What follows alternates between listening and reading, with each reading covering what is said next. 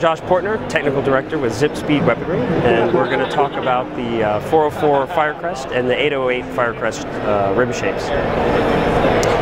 So in our development of the Firecrest shape, one of the key features we were after was a high degree of stability. And one of the key features, or the key factors in stability of a front wheel, is what's known as center of pressure. And the center of pressure is essentially the center point about which all the pressures around the rim are located. And generally, what you see with traditional designs, the center of pressure is slightly in front of and slightly above the hub.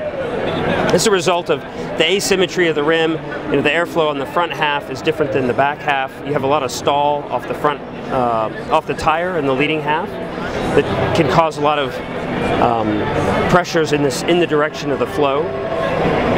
So as we looked at this, we started to understand that this center of pressure is leading to what we call yaw torque. And it's basically the ability of the wind to push on the wheel in a way that it's not just pushing from the side, but it's actually steering as well.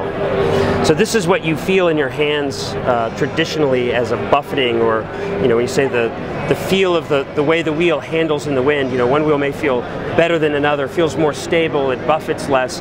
This is generally a factor of this center of pressure. The further forward it is, the more leverage the wind has to steer the wheel. Now, the steering axis, shown here by this blue ball, actually runs behind the hub. And as we started learning how we could affect this using a computational fluids program, and then verifying it in the wind tunnel by looking at the yaw torque off the balance in the tunnel, we started moving it around and trying to really understand where we would want to put it. With Firecrest, we've been able to pull the center of pressure back right around 4.5 centimeters. Center of pressure in a Firecrest rim is essentially located at the steering axis. So for a deep rim, which will always have a side force because it has high surface area, we've basically taken that same amount of force and we've taken away the leverage that that force has to steer the bicycle. So this wheel, the Firecrest shaped rims, handle completely different from anything in the market today, in that they run more cleanly in the wind with greater stability. Now in doing this, and here's some CFD imagery, we've also been able to take significant amounts of drag off the wheel. So there's a lot of counterintuitiveness to the shape. People say, the trailing edge is very blunt.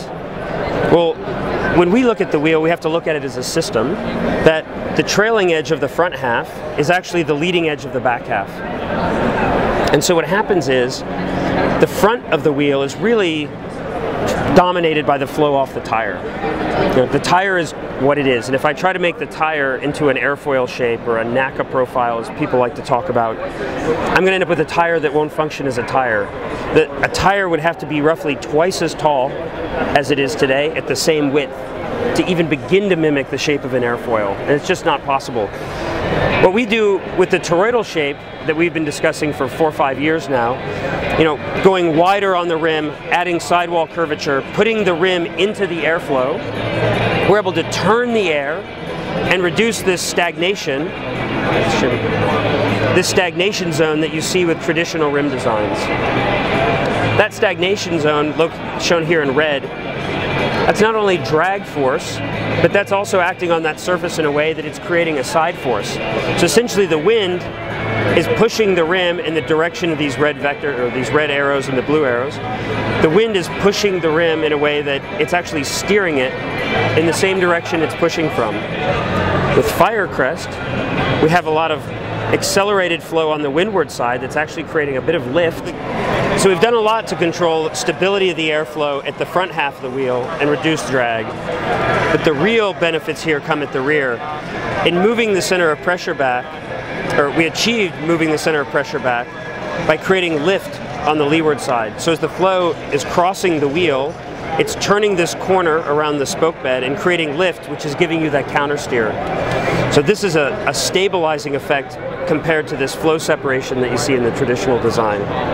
So we were able to reduce the drag at the front half of the wheel, somewhere on the order of 10 to 15% over our traditional toroidal design, but the drag at the back half of the wheel is down as much as 80% over even our own toroidal design, even more so compared to the V shape. It's all about controlling the flow for maximum stability and then turning the flow in ways that give us the minimum drag. So the result in drag terms, I'm showing here, these are actual wind tunnel drag plots, and we've matched in blue, these are watts saved based on a 300 watt rider output, and in red is seconds saved based on 40 kilometer course. You see the new 404, significantly lower drag in that sweet spot compared to the old 404. Our sweet spot being 10 to 20. For most racing conditions, 10 to 20 degrees of yaw will be 80% of the wind that you see. So these are your highest probability wind angles, are the areas where we've really been able to optimize the wheel the most for the greatest time and wattage savings. So much so that the new 404 Firecrest is significantly faster than the old 808, despite being at a 24 millimeter disadvantage in terms of rim depth. So for a rim that is 24 millimeters less deep, has less side force, the Firecrest shape gives us greater stability, and we now also have significantly lower drag for higher efficiency. New 808 compared to the old 808, again, particularly in the 12 to 15 degree range, again, significant improvements, as much as 37 seconds saved per 40K if you had a constant 15 degree yaw angle. And again, higher stability with the rearward center of pressure.